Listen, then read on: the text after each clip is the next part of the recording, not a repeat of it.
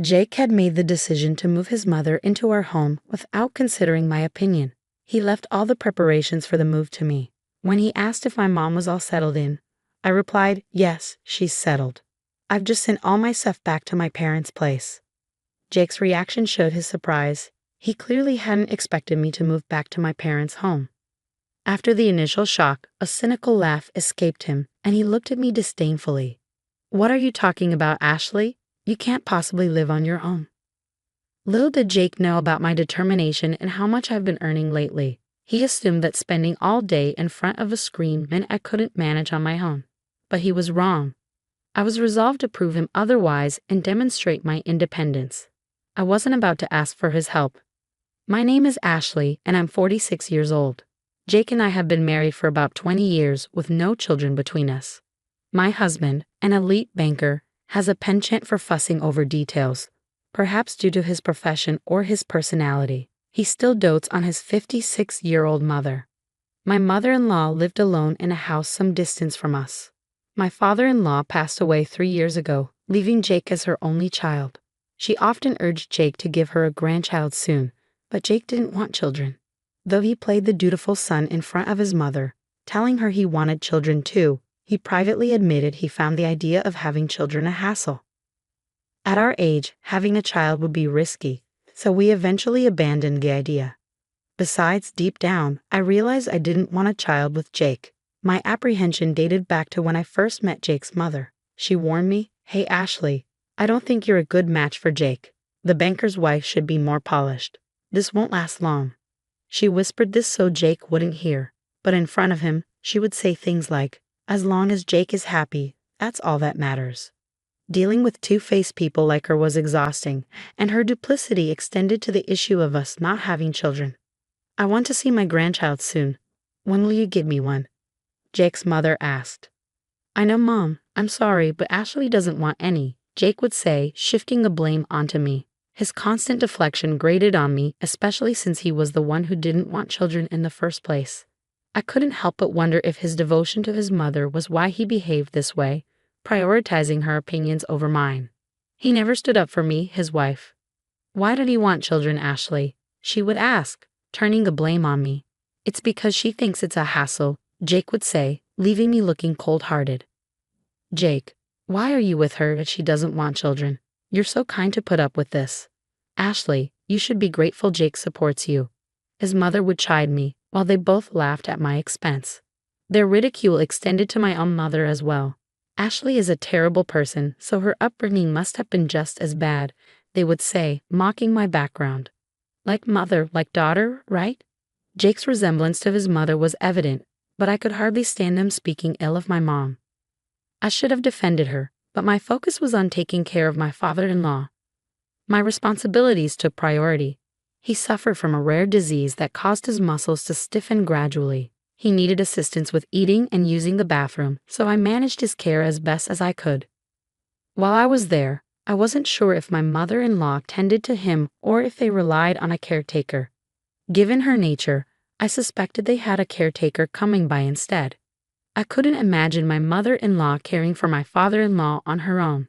If she had any compassion, she wouldn't have left me to handle all the care by myself, especially when she knew I couldn't protest. Meanwhile, Jake was feeding her all sorts of lies about me. "I've reached my breaking point. I can't continue this marriage any longer. I can't believe I've put up with this for so long." Beyond the mistreatment I've shared so far, there were countless other unpleasant experiences they subjected me to.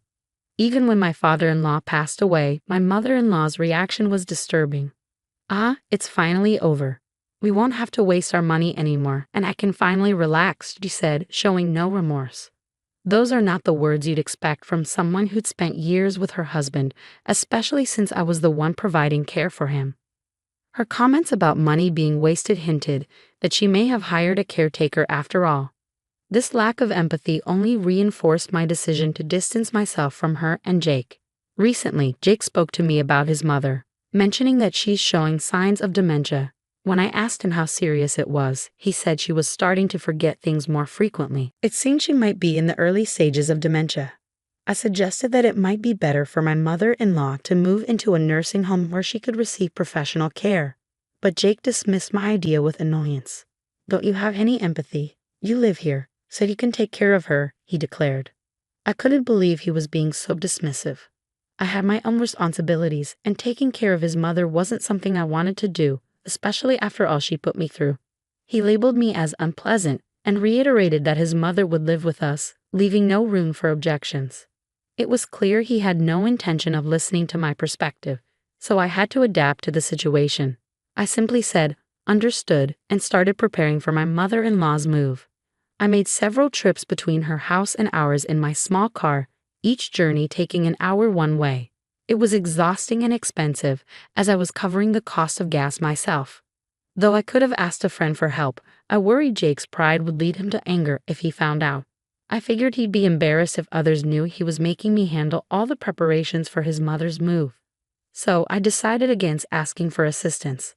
After several days of moving my mother-in-law's belongings, I began moving my own things to my parents' house.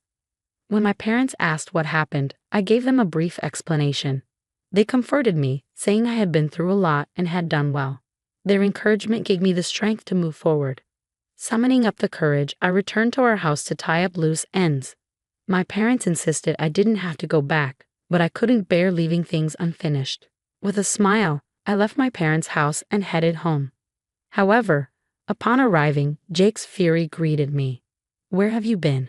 You didn't even prepare dinner," he barked. Ignoring his outburst, I calmly replied, "I'll do it now. It's none of your business where I go." Jake's anger escalated, resorting to his usual tactic of yelling, "Who do you think is providing for you?" Initially, I couldn't argue against his point as I relied on him financially, but things had changed. Jake didn't realize I'd been working too. To him, it probably seemed like I spent all day on my phone or computer. Disregarding his shouting, I asked, "So, what do you want to eat?" This only fueled his anger further. However, I was no longer willing to bend to his every demand. In the past, I would have done anything to pacify him, but I'd reached my limit. Enough, I thought to myself. Jake, sensing my newfound resolve, declared, "I can't eat with you. It'll taste terrible. I'll go eat outside." With that, he stormed out, slamming the door behind him. In the past, I would have panicked, but not anymore. In the past, I would have rushed out in tears to find him, giving him exactly what he wanted. But I wasn't that person anymore. Instead, I thought, if I don't have to prepare dinner, that's a win. I grabbed my car keys to go out and get some food. But when I opened the door, I found Jake standing there. "Why didn't you come after me?" he demanded. I sighed, weary of his behavior. "You were the one who said a meal with me would be unappetizing, so why would I chase after you?" I responded, frowning as I waited for him to understand. He babbled some nonsense about how I usually followed him when he stormed off. We went back inside, but Jake continued sulking like a child, behavior unbefitting a 56-year-old man. It was frankly repugnant. When I remained silent, Jake continued in his foul mood. "Did you finish moving my mom?" Jake had made the decision to move his mother in without consulting me, and he left me to handle all the arrangements. "Yes, I finished," I replied, "and I've also moved my belongings to my parents' house." He seemed taken aback, not expecting me to take such a step. He gave me a condescending smirk. "What are you saying? You can't live on your own. You spend all your time on your phone or computer. You can't manage without me." "Don't be ridiculous," I countered. "I can absolutely live on my own, and I'll prove it to you. You may not realize it, but I can support myself just fine." Jake dismissed my confidence. "That's an obvious lie. Why bother telling it?" I held my ground. "What makes you think it's a lie?" Jake continued his belittling tone. "You've only been able to live because of me. If I'm not around, you wouldn't last a single day because you can't make money." I couldn't understand why Jake doubted my ability to earn money, but I didn't press the point. Instead, I simply said, "Even if I explained it to you, you wouldn't believe me. I'm going back to my parents' house." Jake responded, "If you're going back to your parents' house, we should get divorced. Don't come running back in tears later. Do whatever you want, but I predict you'll regret the divorce within 3 days and come back crying." "That's fine," I replied, calmly taking the divorce papers Jake had prepared. "Please sign here." Jake signed the papers with an arrogant smile. But I just glared at him, grabbed the papers, and left for my parents' house. Jake seemed surprised that I followed through, and he called me several times, but I ignored him. However, after 2 days of silence, Jake started calling again. At first, I didn't answer, fearing he might be abusive. But then a voicemail from Jake made me listen. "Ashley, are you upset? I'll forgive you. Just come back," he said. The audacity of his words angered me. He had been the one to propose divorce, and yet he expected me to seek forgiveness from him. I knew I would never forgive him. Determined to confront him, I resolved to answer his next call. However, despite my decision, Jake didn't contact me again for a while. I assumed he had given up, but then 2 weeks after his voicemail, the phone rang. "Hello," I answered. "Ashley," Jake said, sobbing on the other end of the line. I was taken aback, wondering why a grown man was crying. I remained silent, but then I heard a strange scream from behind Jake. At the same time, he shouted, "Stop it, Mom." It was clear to me that his mother's dementia had escalated beyond his control. "Ashley, it's my fault. Please come back," he pleaded. "I don't know what you're talking about," I replied. "I left so you can go back." "I don't want to come back." "Please," he insisted. "I can't handle my mother with dementia and work at the same time. You must be struggling without my money." "I'm not struggling, and I have no desire to return," I said firmly. "We're a couple, right? Couples help each other." "Yes, they do, but we are no longer a couple." "We are strangers now," I countered.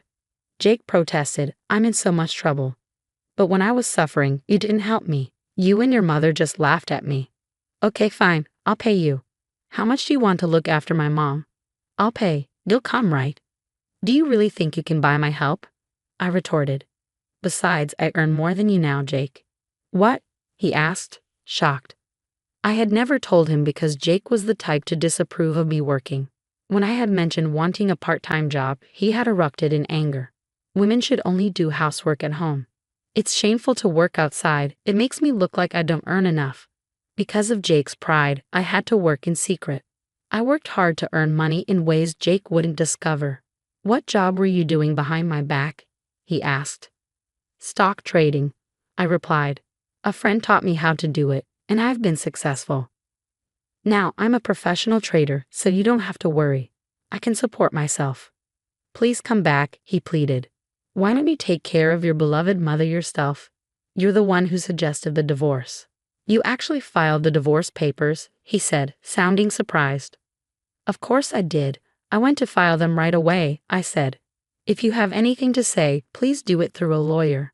At my cold response, Jake kept repeating, "I didn't really mean to divorce you. Please come back," but I ended the conversation saying I was busy and hanging up. I reached out to a friend who introduced me to a lawyer who agreed to represent me right away. From then on, all communication with Jake was done through the lawyer. The process took some time, but I managed to finalize the divorce. According to my lawyer, Jake's situation worsened. My mother-in-law's wandering habits had intensified, and she often snuck out at night and dined and dashed at convenience stores. She had been banned from numerous places, and at home, she smeared filth on the walls and ate things she shouldn't, causing chaos. Her shrill screams led to frequent complaints from neighbors and regular visits from the police. Despite the severity of the situation, Jake refused to use day services for his mother, citing his pride. "People might think I'm a bad son if I leave my mother with a day service. It's shameful. It's not something a capable man like me should do. Everything would be fine if Ashley just came back." As I heard about Jake's downward spiral, I learned he had become a shadow of his former self. His once robust frame was now thin and hollow-eyed, likely from lack of sleep.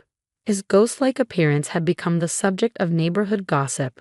Upon hearing this, I thought to myself that it served him right, but I kept my thoughts to myself and thanked the lawyer. As for me, I moved to the top floor of a high-rise apartment with my parents. Jake had always looked down on them, but I was grateful to live in such a beautiful place with them. Now that I was finally free, I enjoyed my days appreciating the stunning views and living a happy life.